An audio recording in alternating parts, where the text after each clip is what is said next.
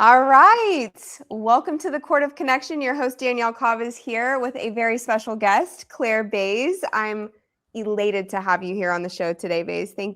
Bays. I'm going to call you Bays. That's fine. Whatever, it works. It'll be Bays for now. Bays for now, yes. Yeah. Oh, it's a delight to have you. You are just I remember the first time I met you and I was like, she is a bright light. Like, she just moves through the world and shines and is her own person and just so anchored in your true self. So I'm glad to have you here.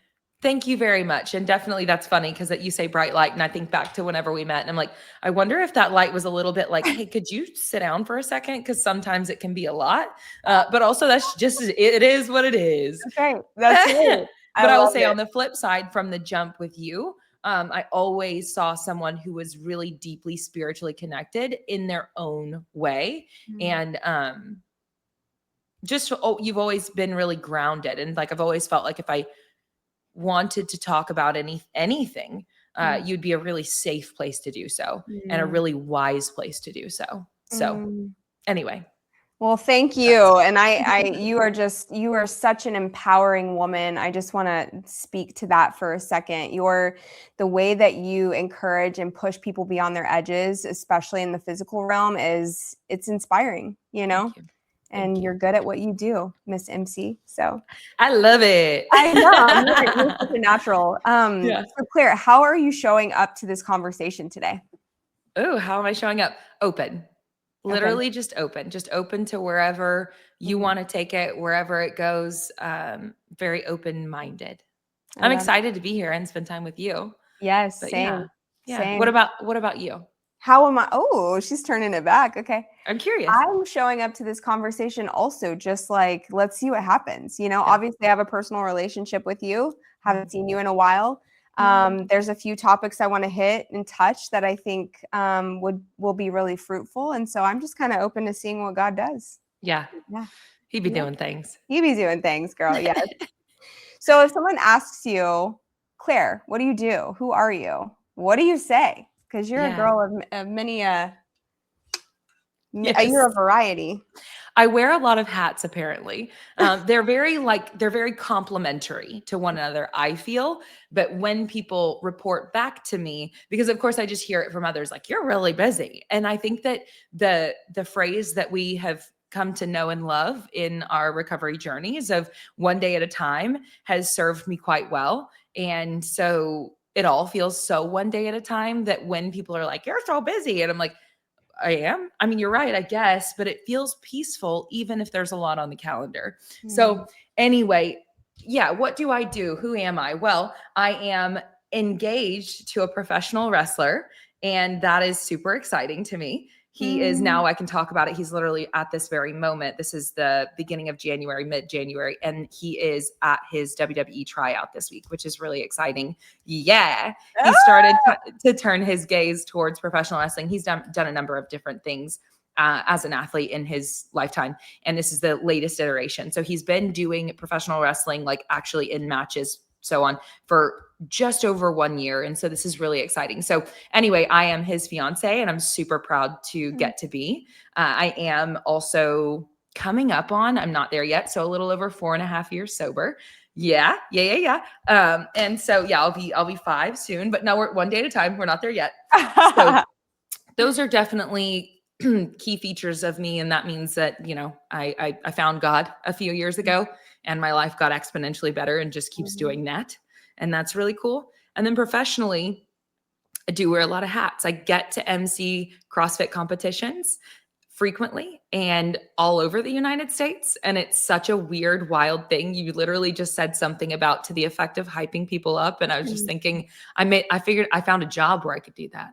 That's cool. Yeah. So anyway, I get to do that. And then I also run community growth for a brand called WOD Prep, and that's WODPREP, WOD Prep within the CrossFit space. I am a level 3 certified CrossFit coach, which I only got that certification a few months ago. And that's like pretty hard to achieve. So it's really exciting.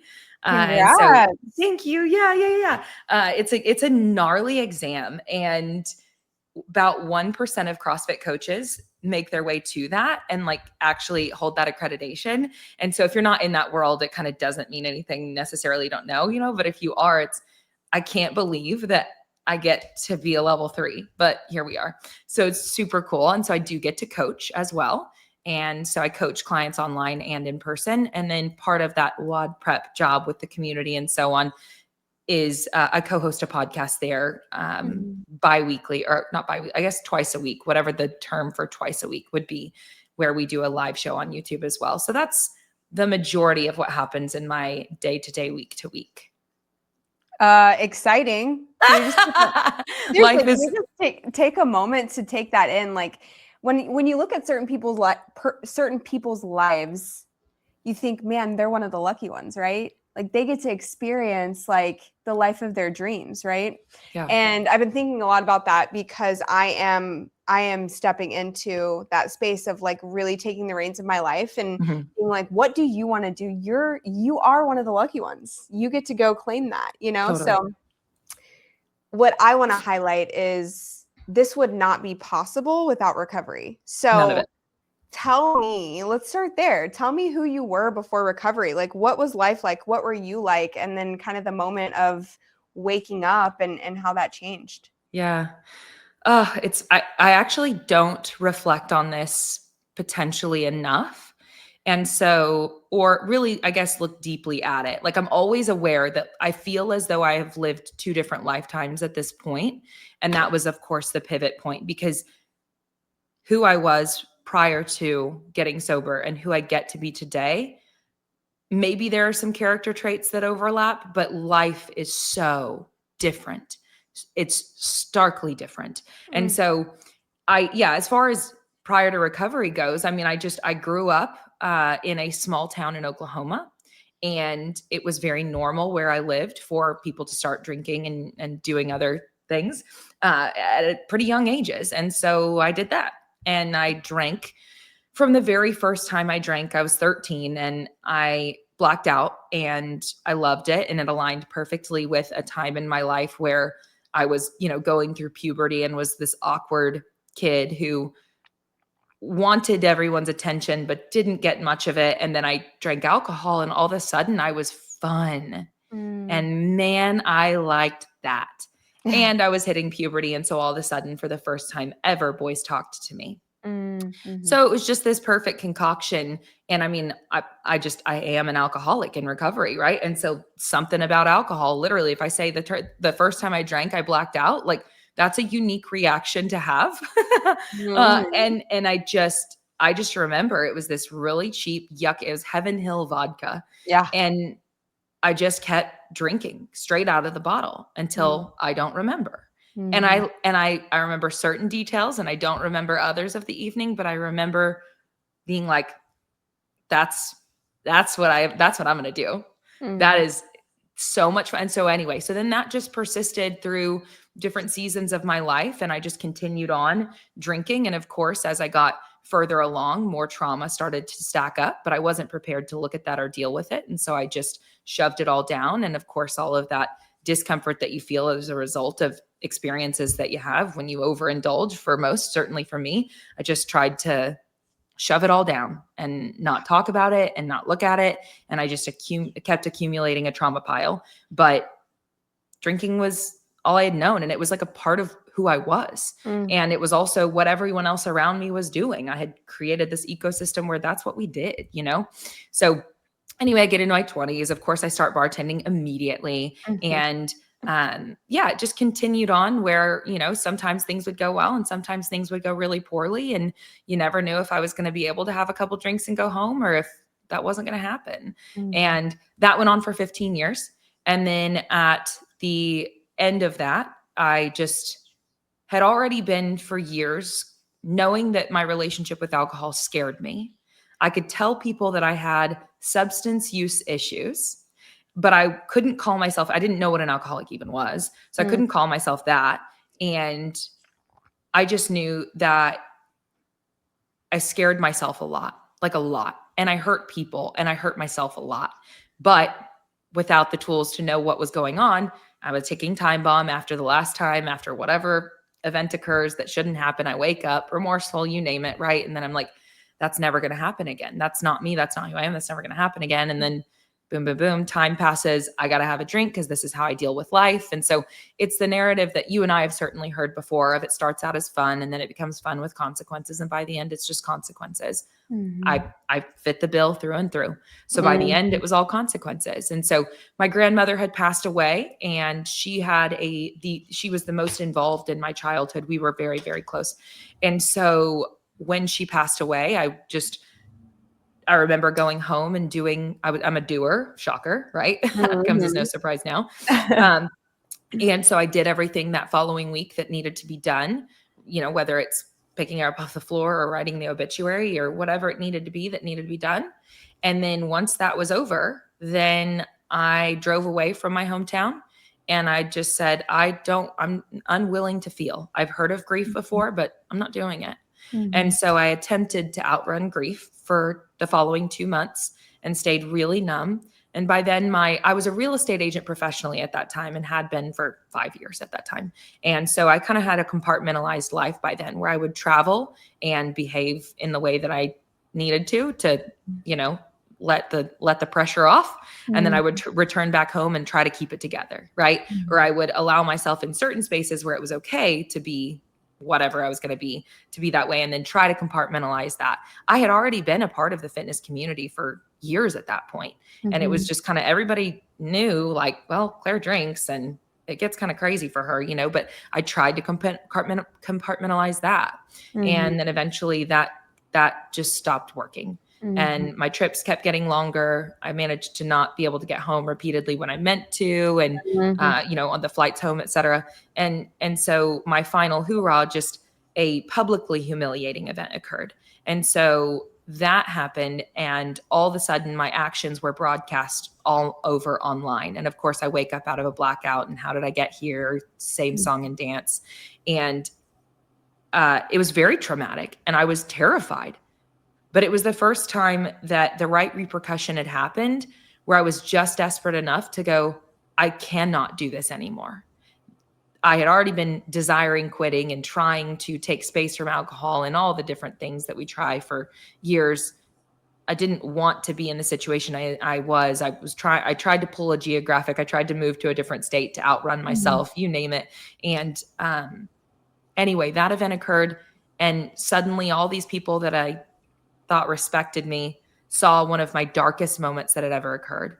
And that embarrassment for some reason was sufficient motivation for me to finally reach out to a friend and ask for help who had gotten sober. And I knew that she had. And so I called her and I said, I need help.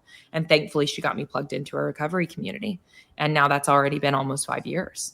And so just an altogether different life. And, I wish I had done it sooner. Of course, I'm sure we all do, but it is so it's weird to tell those stories. It's weird to walk through that time because I feel in my body a reaction to it of just like the amount of, I feel so sad for that version of me. I can't believe what she went through and put herself through. But I will say that was one of the other things with that was the first time where I looked at the situation I was in and realized like, I put myself here. As much as I was blacked out, my actions got me in this room, in this situation. And if I don't take these actions anymore, I don't have to be in these rooms. Right. So I have to stop taking these actions. And for me, that looked like stopping drinking. Yeah. So. Yeah. Yeah. Thank you so much for sharing that. I mean, for those of you that don't know Claire Bays, go find her on Instagram. She is a total fitness baddie and works her ass off in every way possible. But that's kind of what I want to lead this into is fitness played a role in your life leading up to getting sober. What did that look like at the time? Because it's very different now. Yeah. Yeah. Now it's my whole personality. Yes. For so many years. So I had always been just like obsessed with, fascinated with CrossFit for my whole adult life. Right. So I actually did not play any sports growing up. I had no athletic background. And then whenever I was actually a teenager, I saw the CrossFit games online, 2009, 2010. And I was like, it was the first, because I came from a small town in Oklahoma and I see these girls on these YouTube videos with like muscles and they're empowered. They're using them. They just look so incredible and they're moving so well. So I was so fascinated with it and I really wanted to do it. But there wasn't one where I lived and it freaked me out. And I thought that's for them, not for me, whatever. Mm-hmm. So then in 2013, a CrossFit gym opened up in the town that I was living in. And I went there that month actually. But a lot, like the owners were former college athletes and military members and so on. And I just was like, they know what they're doing. I don't. They were so welcoming. They were great, but I was all in my head about it. So anyway, I would drive around the block and look in and try to muster the courage and just drive past it and go home because I was so freaked out. I was like, I can't do it. I can't do it. I wanted to so bad. But then in 2016 is whenever I went back, joined and stayed. And so anyway, and I had already, by the way, in between those times, I had started going to like a Gold's Express and trying to do stuff on my own. So I had started doing some stuff, but anyway, and then, so mind you, so I get sober in 2021. So I start doing CrossFit consistently in 2016. And so, yes, fitness had already been a part of my life at that point for a while, but like I said, it was compartmentalized. Right. And so I loved being a part of the community. And when I first started, I'd go maybe 3 days a week and then I'd start to go maybe 4 days a week. And then by 2021, I'm there 5-6 days a week. And so I was just your everyday CrossFit class taker, whatever. And then by 2020 was actually whenever someone was like, hey, what if you actually believed in yourself? Because I always was like, I'll never be, they're the athletes. I'll never do the workouts RX as prescribed is what we call it in CrossFit for the higher level stuff. Right. And so I was like, I'll never do any of that, whatever. And then finally the right person said to me, like, why do you say that makes no sense? Imagine if you actually believed that you could. So I actually started to get better at it before I got sober. Yeah. Of course, the curve for getting better after I got sober went up faster. Yeah. Of course. But yeah, so I was already struggle that must have been to go. Okay, because let me interject real quick and tell you that I took one CrossFit class in my life and I was like, I fucking hate this. This is this is so intense. Okay, wait, can I make it up to you? Will you do one with me? I would 100% do one. Yeah. Okay. Absolutely. Cool. I'm open to anything. This was also like pre me doing like any kind of bodybuilding or anything. So like it was the beginning of my fitness journey, probably not the best starting point for someone who was like overweight and, like had no clue what to do. Yes. And you never know, like if, the reality is like, if you weren't scaled appropriately, meaning like, I don't know the details of that specific situation, but like the idea is that someone comes in and we get a good feel for their preparedness, not just physically, but like psychologically. And then we meet them as a coach to the best of our ability where they are and try to give them the appropriate dose of the workout that like isn't going to leave them broken or whatever. But that being said, at the end of the day, intensity is a key component to CrossFit. So if you don't want to work out with intensity, you will not like it.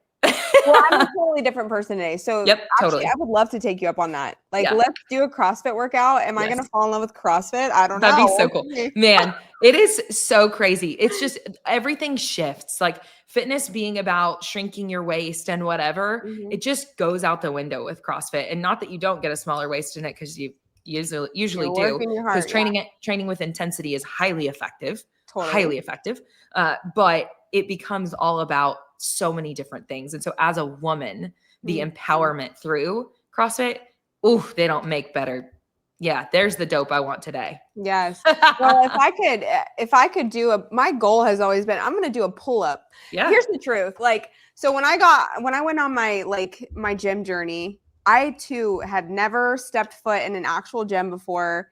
I started to play around with the idea. I worked my way into it. At the time, I was extremely overweight and I was just like tired of being tired, Yes. So I started on this journey and I taught myself everything, which in some ways it was cool. In other ways, like it would have been helpful to have somebody guiding me. You know what I mean? Because that ended up leading to a massive injury, as you know. Yes. Because I didn't know it, but my shoulder was naturally turning in. And over time, training with that level of intensity and moving as much weight as I was moving, it messed me up. And so anyways, the point of that is it would have been really probably a much different experience had I been open to having a coach, you know? Yeah. So who knows, maybe this next phase of life, I'm like, maybe I want to push myself a little bit and try something different, Yeah. I'm open. Oh my gosh. I think, I mean, I don't know. I'd love to see if you love it. Cause it Yeah. definitely, if you get a coach that really coaches you, Uh-huh. they will change your life for the better. Yeah. For sure. Yeah. And I understand too, personal training. I literally do personal training. One-on-one is expensive, especially in a place like Austin. Right. So that's kind of also the hack of CrossFit. You get a good CrossFit coach and you're paying for the membership and you get the coach. So all of a sudden that cost of whatever that membership at the gym is suddenly looks a hell of a lot more attractive because they're taking care of the details for you. But anyway, not to come and pitch it, but I can't help it because it's changed my life. Yeah. It's your passion. I love that. I Yep. love talking to people about what they're passionate about because you feel it. You know what I mean? It's an experience just having that conversation with them. Yes. So, yeah. Okay. So you'd been kind of led to CrossFit naturally, you get sober and then your whole world changes, obviously. And your investment in your health and wellness was, taken to another level. Yes. I want to talk a little bit about, so I know that you were living in a place that had mold for a while and you had no idea, right? Yep. And ended up developing this autoimmune. How did navigating the grief around your body working against you, what was that experience like? I'm still in it. I mean, the truth is I'm over 2 years into my first symptoms at this point, because those were January of 2024 was my very first symptoms. Is that right? 2024? Yeah, I was living there in 2023, 2024. Yep. So it's been eye-opening thanks to having God in my life today and relying on God and having a relationship with God.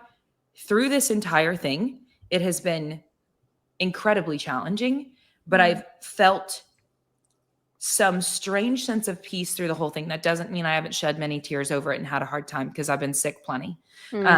But I've known that there's purpose baked into it. And because of now what we know from getting to use our stories from what we've been through with our substance use is I've kind of taken and applied that same idea of knowing that this is the next iteration of my testimony. And as I am someone who is a fitness professional, chronic disease is in some way, shape, or form touches everyone, just like alcoholism does. Somebody that you love has a problem, right? And so honestly, it's the same. And so whether it's an autoimmune disease, which is becoming ridiculously common, or it's even just cancer or heart disease, I say just as if that's light. But there, so the amount of education I've had to dive into about chronic illness has been extensive. And in that way, I've been actually really grateful for the experience, as hard as it's been, knowing that now not only can I relate to when people are literally sick every day, like I know what that feels like.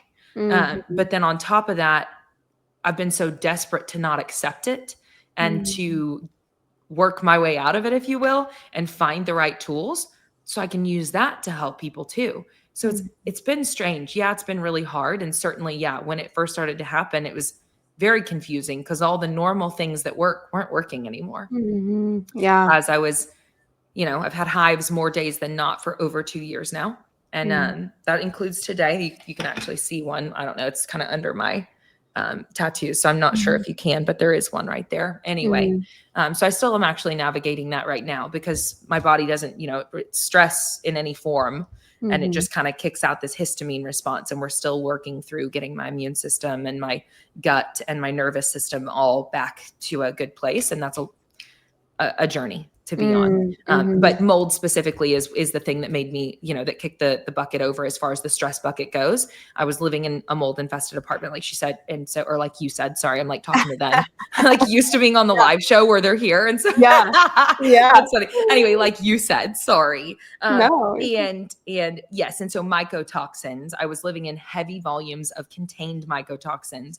Certain ones are far more damaging to us than others. And in general, mold is in the world, right? But when you are in an environment where they are really, really there's a lot of volume of them and you're not able to escape it, like living in it, that can create some real problems for a human. And in fact, I will say, as far as a resource goes for that, Chris Williamson actually did a recent video, Modern Wisdom. That's like a pretty well-known, it's the top 10 podcast globally. I just posted his with Joe Hudson. I love his podcast. Yeah. And so he actually was also living in mold at the same time that I was. And obviously somewhere else, we've never spoken about it, but nonetheless, he's created some content around it. And of course, his resources for content creation are extensive, and his resources for functional medicine. And so I would encourage people who are curious about what mold does to someone he actually also had a conversation. I know that he just did one with Dr. Gabrielle Lyon. And that's another great resource. They talk about chronic illness, but they certainly address environmental toxins, and mold is one of them, because it'll make somebody sick and they have no idea why, right? And so I'm so grateful that after 6 months of decline, and by the end of that 6 months while I was still living there, it was to the point where I would go to work every single day. I couldn't even make it 5 minutes before I felt like I was going to pass out. I was so dizzy and lightheaded. Light was overwhelming. Sound was overwhelming. I would go lay down in between my clients every single day. I would just lay down in the dark and try to calm back down. I constantly, because my nervous system was totally overloaded.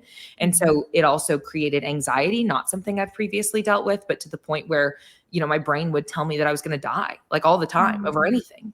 And these thoughts would come up, I don't know how many times per day, but frequently. And so I just have to combat them and be like, you're okay. Something's wrong, but you're okay. And so that was really tough. And I developed what they labeled for me as POTS disease, one of the autoimmunes, and then early stage rheumatoid arthritis. Some of my joints started to have problems, but thankfully I found the mold. And as soon as I discovered it, I immediately knew. And by then I had had hives for 6 months that were really nasty. And I'd never had hives before in my life. And so I had also gained maybe 15 pounds, maybe more. And so for my frame, that's pretty noticeable. And anyway, and of course I was doing a calorie deficit because historically that had worked for me. And that was not working. It didn't matter what I did. It wasn't working. I was continuing to just get more and more and more inflamed because my body's immune system was on the fritz. So it's just been a really long journey of navigating what happened to all the systems in my body and how to help them heal. And certainly nutrition is paramount in that, in my opinion. Yeah, absolutely. Thanks for sharing that. I know that's been a tough journey. So can you speak a little bit to how you've had to take care of yourself emotionally through that process, like of just feeling defeated at moments? I don't know how I would do anything in life without God at the center of it all. Because I can always just take it all to him, and somehow, some way, he makes it okay. I mean, I know that that's pretty abstract, but it's also the most effective thing I've ever known. Yeah. And so that looks as simple as the first recommendation I was given when I got sober: get on your knees and pray every day. Yeah. So I still get on my knees and pray every day. And it's just, I don't have to be I'm not in charge. I don't have to be in control. I couldn't if I wanted to anyway, but yeah. So I would say, I think that definitely for taking care of oneself emotionally, there are potentially other resources I could do a better job of enlisting. But I think that the biggest thing I'm most proud of is I'm not self-reliant with any of this anymore. I used to just try to quietly deal with everything and take it all on myself and try to figure it all out. And the longer I've gotten to be sober and just be taught how to use some different tools, the longer I'm like, first stop, God. Next stop, tell somebody the truth. Next stop, ask for help. You'll get it. Yeah. Beautiful. Yeah. And through that, I don't know, there's just, even when those emotions come up and the tears come up, like I weirdly, like, I'm okay with that. If I need to cry about this today, that's okay. Yeah. We're going to get back up. We're going to find a new solution. And yet again, we know I'm a fitness obsessed person, but like, I don't let myself sit still. I don't let the walls get closer to me. I'm okay with if I need to pick up the resource of calling somebody else. I'm okay with if I need to pick up the resource of doing an extra session, or whatever that looks like. So yeah, it's been okay. Yeah.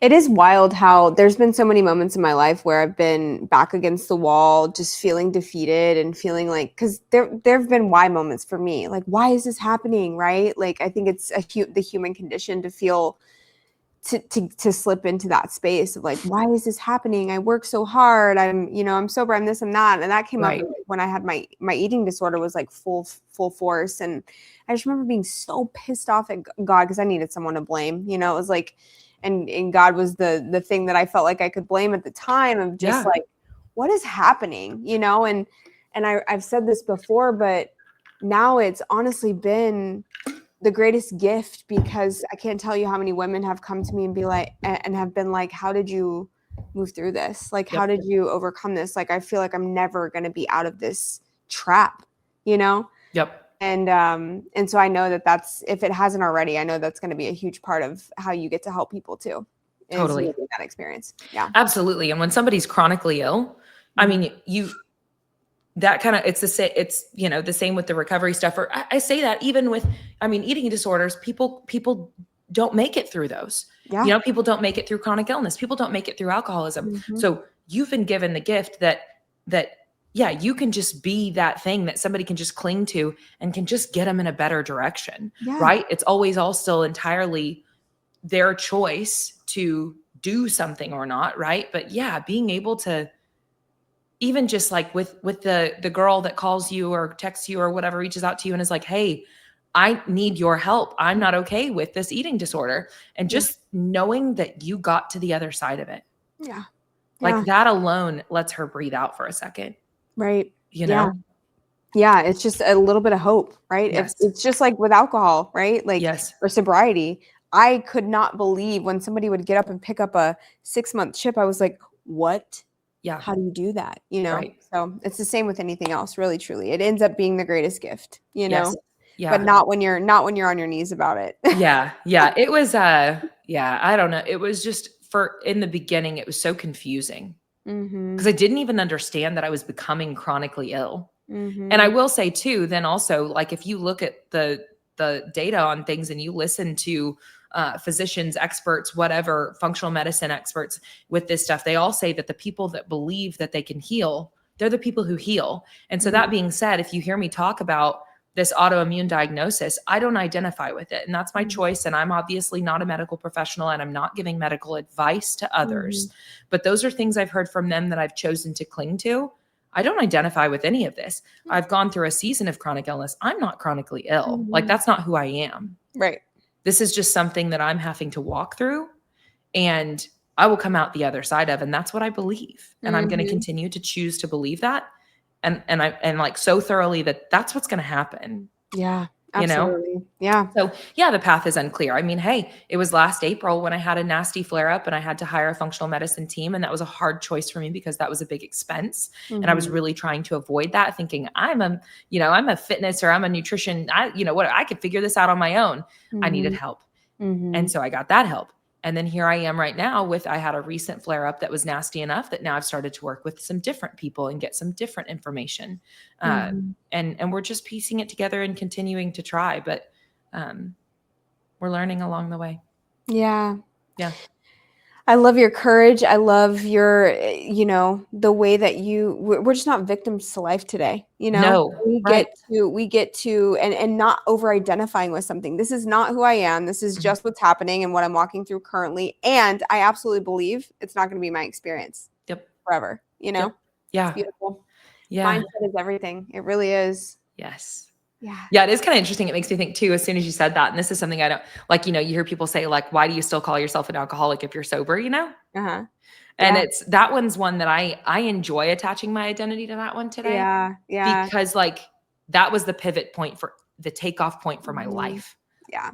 That was a reborn moment, And so then I also think that saying it in that way holds power, and it kind of makes people do a double take of like, and so then maybe, right. And so then, and like, that's like, that somebody that they tell somebody, or then for them, they're able to be honest about whatever they're going through, or they're able to get a resource for a loved one of their own, or you know what I mean? And so like, for that reason, I'm like, happily, I'll wear that hat all day. Cause then maybe that'll create a connection that could be just that resource that someone needs to make that kind of shift in their life. So I do attach my identity to that. I was just, as you're saying that, I'm like, I do on that one, but it's got a good purpose behind it. Yeah. And I think part of it too is like that's one that we can't really step too far away from, because we know what happens. You know what I mean? If I even begin to forget that that's my truth, I don't want to find out where that goes. You know?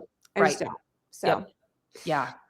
So, okay, let's talk about, you said your fiance now is maybe on his way to he'll definitely he'll definitely make it. Yes, Jimmy is such a character. I think so many people think this and feel this way when they see him or experience him. He is a character. Like he is, and I mean, what a perfect match. You guys are just so much fun and make fitness fun and possible. And so tell me about your journey with Jimmy. You guys met at a time in your life where, you know, I saw one of your posts where you were like, this is your sign to take the risk of going on a date when you don't feel ready, you know? Tell me about that. Oh my gosh. Yeah. He's the coolest thing that's ever happened to me aside from getting sober. Like this, I would not be the person that would attract someone like him if I hadn't gotten sober. Right. Mm-hmm. So there's definitely that, but I also wouldn't have been attracted to him because he's so steady and consistent and all these things that I was way too chaotic. So anyway, by the time that he and I met, I had been sober for two and a half years, a little over 2 years. And I had just gotten out of another relationship. So it was my first relationship in recovery that I had just gotten out of. Right. Mm-hmm. And that was a huge moment for me to learn, right, of all these different patterns that I carried that I didn't want to carry anymore. Mm-hmm. And so whenever I met Jimmy, I was fresh out of that. And I was really taking a look at the way that I had shown up in that and trying to go, okay, here's what I don't want to repeat because I want to show up differently, you know? Mm-hmm.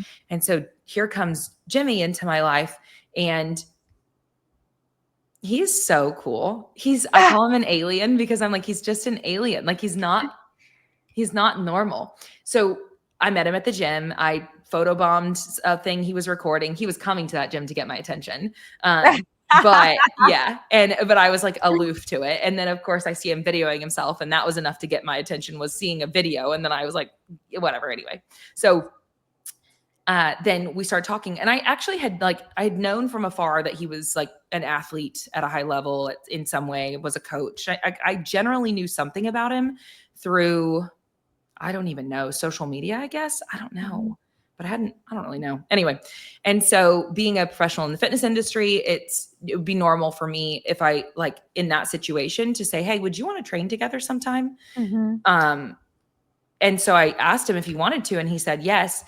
And so we trained together, and whenever we trained together, then he started to ask a bunch of questions about me. And of course, both ways. Mm-hmm. And I just remember asking him, as he was telling me all the different things he was doing, I was like, why are you doing all of this? Because his level of discipline is off the charts, and dedication to his goals and so on. And he said, to be a superhero to millions of kids. And it was one sentence, and it was so clear, and he made eye contact, and he meant it. And he didn't give a shit how I reacted. You know, if I had been like, okay, good luck, you know, it didn't matter. Mm-hmm. He knew in his bones, and that's what he was telling me, you know? And so that was really cool. And now I've gotten to witness him live that out, and the actions he takes that no one sees, to be able to fulfill that today is so cool. But anyway, so I meet him, and I'm like, well, this is a strange one. This is different.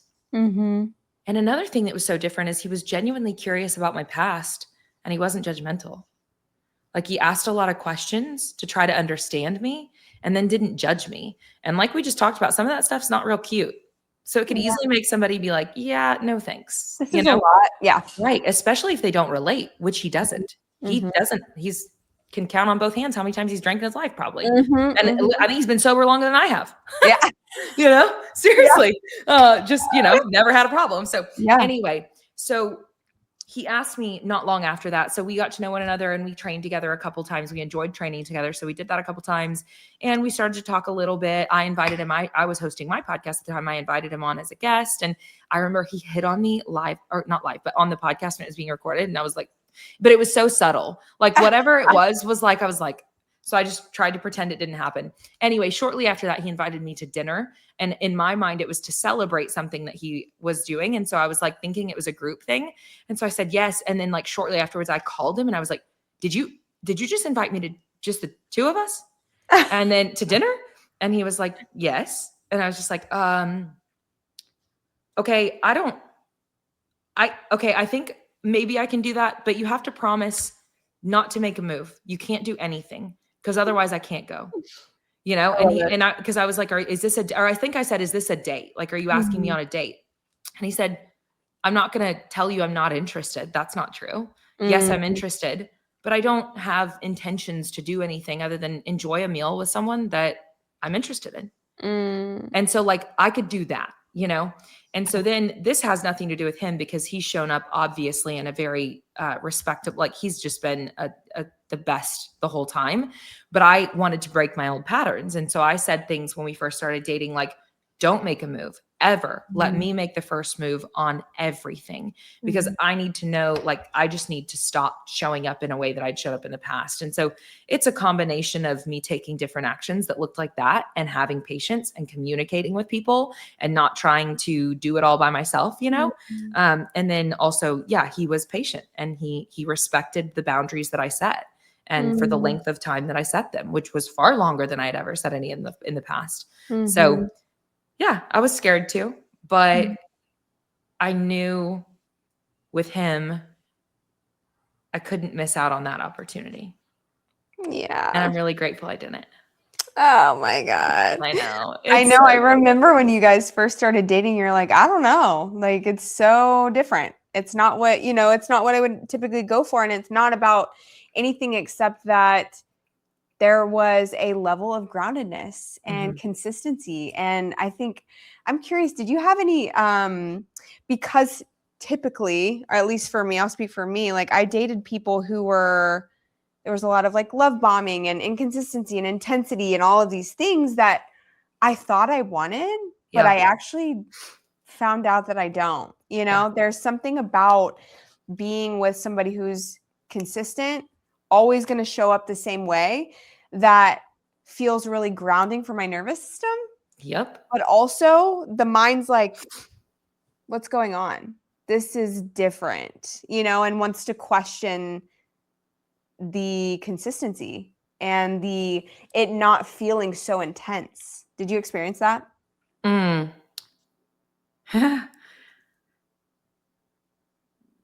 I was so ready for things to look so different than they had before. I was so ready.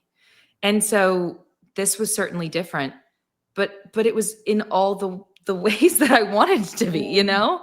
And so that's not to say that either one of us are perfect. We're not, you know, I mean, and initially it was really hard because we do have such different backgrounds. And so trying to understand one another to the best of our abilities and respect those differences and stuff. I mean, there's been a journey with that, but also like he helped me get to know myself better than I had before as a result of trying to help him understand me.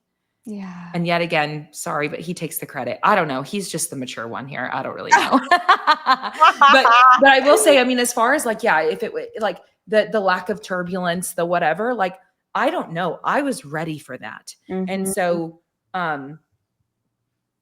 I so relate to that. yeah, there just isn't, I can't say that there's like been questioning, like this has just made so much sense on a, don't know how else to call it, but spiritual level the whole time. Yes. So does that mean that it's been perfect and easy? Like I said, no, we're human, but I have so much respect for him and he has a relationship with God and so do I. And so, and it's mutual respect from both of us, you know, and this desire to be able to effectively communicate. And so it's always coming back to, we are a team, you know? And so anyway, I don't know. I mean, it's just, no, that this has felt like home from the jump, and all that other stuff felt crazy as hell. Yes. Yeah. Exhausting. Yes. And scary. And scary, hard. unpredictable, exhausting, just a Yeah. lot for my nervous system, a lot for Mhm. my nervous system. I just remember feeling just really, and I couldn't put words to it, but I just felt like uneasy all the time. My nervous system was just uneasy, you know? Yeah. Yeah. And so No, I being totally in get it. something that is grounding all the time, you're just Mhm. like, what the fuck? This is It is. It's so cool. You know, I don't have to, I don't like, yeah, I don't worry about him. And another beautiful thing, of course, I have that role that we talked about earlier, the MC role, where I take off for 3, 4, 5 days straight. yeah. And those hours are long, you know, and it's a highly social role. And Mhm. thankfully, like, I get to be with a partner today that just says, like, go shine your light, because that's what you're supposed to do. Yes, girl. I know. I know.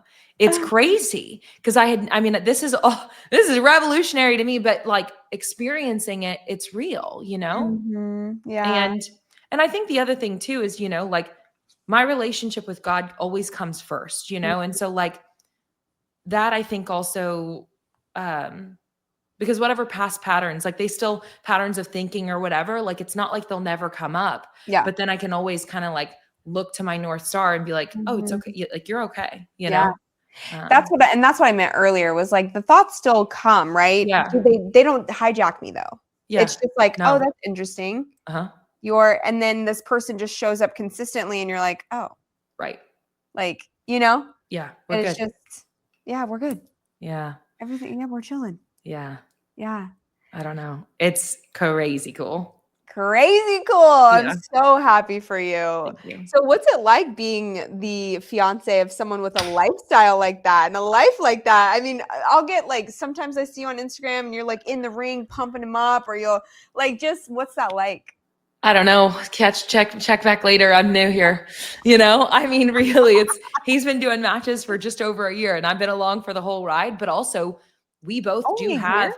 yeah, he's only been doing matches for just over 1 year. Wow. Yeah. It was either December or January. Yeah. It's just over 1 year, whatever it is. And the other thing though, too, is he does do a lot of shows. I also travel and work on the weekends a lot. So I actually can't be there for a lot of his matches. And that's another really special thing, that in a perfect world, I would get to be there for all of his stuff, but he understands that I have a purpose too. And that like, he encourages me to go and pursue my passions and do that. Like we both do, you know what I mean? And so with him, when he needs to go be gone for a week or 2 weeks or whatever it is to fulfill his goals and fulfill his purpose, I'm like, that is exactly what you should be doing. And if that means I get less hours, but like the hours are fruitful, like we're good, you know, you are so purpose driven, and that is so attractive, and the same both ways. But yeah, when I do get to be there, yeah, it's crazy. I mean, it's definitely, I will say it's actually helped a lot with even my role in CrossFit, you know, as far as, thankfully it's really infrequent, but like injuries happen, you know? And so in a competitive setting, there's a competition, say that I'm emceeing a competition with 2,000 competitors over the course of the weekend. Well, maybe one of them, you know, has some sort of minor injury on an event. Right. And so like, I used to be like, oh my gosh, you know, freak out. And these days, and that honestly doesn't even always, like, there are many events where like, everybody's Gucci, you know? But you get enough people together in a competitive setting. It's definitely, I will say, if you look at the data, it is significantly less risky, like injury wise, than many, many other training methodologies. It's actually very, very risk averse. So I will say that. And also we're talking about the sport side of it versus the methodology, which is not the same thing. If you're just training CrossFit, risk is ridiculously low, but we're talking about when people throw themselves in competitive settings, and even still, it's like whatever. But anyway, say that something like that happens. I used to react like a lot. And now I'm just like, listen, if their spine is fine, if their brain is fine, and their heart is fine, we're good. You know, like, mind you, if you dislocated your shoulder, that sucks, but you're going to be fine. Right. Like it does still suck, but you're all right. Like if you tore your ACL, yet again, that's a journey, but you're going to be fine. It's changed my perspective towards injuries a lot, because they get hurt.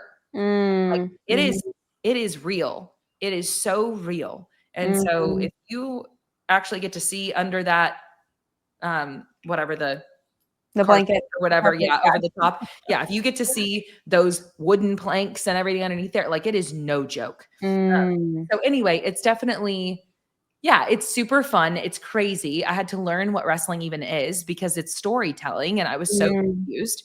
And so, but then I came to love it, and I truly do love watching it. It's so fun. But yeah, I mean, I am engaged to a man that gets in the ring and throws his body against things constantly and gets things thrown at him constantly. And it is a lot. But it's really fun. And yet again, I take it back to the purpose thing. And his why is so big that if that means that he's, gets some bumps and bruises along the way, like, cool.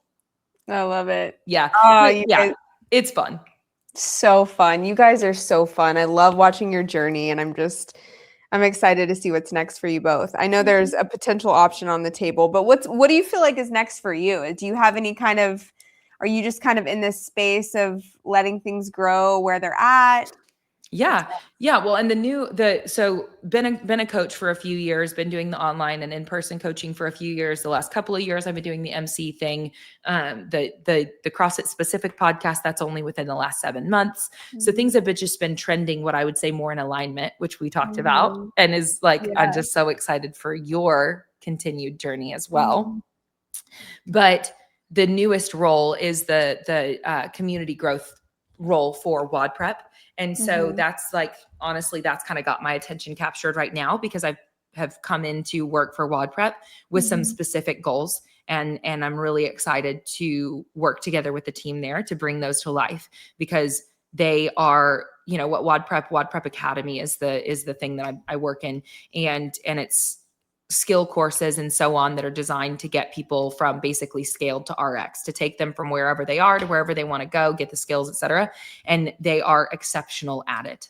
The coaches are ridiculously good. The skill courses are so thorough. It's a great product and it's great people. And so I'm really excited to just like come alongside them and learn from them and work together with them to grow that. And so that's, I guess, like, honestly, just the thing that's on my plate right now is continuing to do all of the other stuff, continuing to grow in the MC role, continuing to grow as a partner to Jimmy, because that is such an exciting opportunity for growth. Like, I still am this naturally selfish creature, right? And so that's such a fun journey, leaning into, spiritual growth. What that looks like for me today is, it's Bible study, but that's like, so anyway, I don't know. There's a lot that I am really excited about. Life. I don't know. Healing from the mold. But yeah. I love it. Wait, can you say for you what you're excited about? Yeah. Okay. So I am leaving my 9-to-5 job that I've been at for 9 years, which is a huge, massive risk. Yeah. And something that has been stirring in me for a while now. And I've just been afraid, like humans are, of the unknown and, a fear of failure. But the internal nudge and intuition got so loud that I couldn't ignore it anymore. So I am moving into the coaching world, life coaching, and I eventually want to facilitate like spiritual retreats, and that's kind of my realm. And so personal development and all of that. So I'm really excited to start to get to create and invest in that piece of my life and actually take a little bit of a sabbatical, let my system rest and drop into the feminine energy and creative flow. So really looking forward to that. It's I think from the outside, it's a massive risk, and it's something that I think a lot of people are afraid to step out into because it's not the logical decision to leave. I mean, I have a little nest, but I mean, money runs out. So it's a risk. And, but I absolutely know God is guiding this whole ship. And so I'm just really excited to push myself beyond my edges. Yeah. Yeah. Well, now what you said about the retreats too, just so you know, we can connect over it later, but I'd love to, or like I'll send it to you, but there's a company that really specializes in different community leaders curating these retreats. That's like, this is what they do. And they're really good at it. And I have friends that have been doing it for years anyway. And so, yeah, I'll send you that company because they do really good work. And so if that's something that's even on the near horizon for you, then I'd love for you to connect with them and see if that's a good fit. Yeah. Any Yeah. resources you have, send them my way. Yeah. I'm totally open, and we're actually hosting a little trial run women's retreat this weekend. Yeah, it's just a very small. There's 8 of us. We rented an Airbnb, and we're just gonna get some feels for what that experience is like in real time. Okay. And go from there. So we're really just looking forward to this chapter for me. This next chapter, the word. This is a question I have for you actually, and then I'll answer it. What is your word for the year? I said for last year, my word was alignment, because that was where I was coming back to alignment. Mm-hmm. And that does still really resonate. Mm-hmm. I almost feel like the word for the year is like almost at the end of the year, I can reflect back and see what it was. But oh shit. If I were to have to give this year, God, there are words that are like coming up that I'm really like, I like that a lot. And I don't know if I want to give it that. The word can change too, but what feels right for you in this moment? Yeah.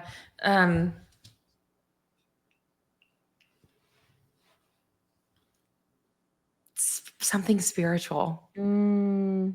Like this year is about spiritual growth. I love it. I love it. Yeah. Beautiful. Because that is any amount of energy I'm willing to dump towards that, which I've got so much room for growth there. My gosh, we all do forever, but like, boom, I certainly do. That's only going to make the rest of life better. Yeah. So that sounds like a good one. We'll go with that. Yeah. I love it. I love it. I love it. Okay. What about you? My word for this next year is magic. I think I saw that somewhere. Did you hear that anywhere? Maybe. Okay. Maybe I do. Like I said in our conversation before we started, or actually it was in this conversation where it's like I've looked at people's lives and been like, they're the lucky ones. And I'm claiming that like I'm the lucky one, and this year gets to feel like magic. It gets to feel like receiving and allowing rather than straining and pushing and having to work so hard to receive. I get to receive and allow without the hard work, and receive grace and magic. So here's this one. If you've heard it before, I'm sorry, but I heard it recently from an old timer and it was amazing. And he just said, someone who's been in recovery for a long time anyway, he said, it was one day at a time at first because I was just holding on. And today it's still one day at a time because I'm just letting go. Yes. Yep. That's where I'm at. The unknown. I'm excited for the unknown. I'm like, I'm ready for it. Let's see what happens, because it's going to be a ride. The life that we've been given, how could it not be extraordinary? No, it's crazy. Yes. It's going to continue to be. Yep. And you said, the lucky ones. And I definitely like, we are just so blessed. Yeah. Like we got sober. That's crazy. Yeah. Yeah. And then you started to like dive into your passions, and here you are really, we'll call it magic, but like having already your start of the year, it sounds like the end of your last year into the start of this year is very much so. It sounds like it's exactly that. Yeah. And that's really exciting.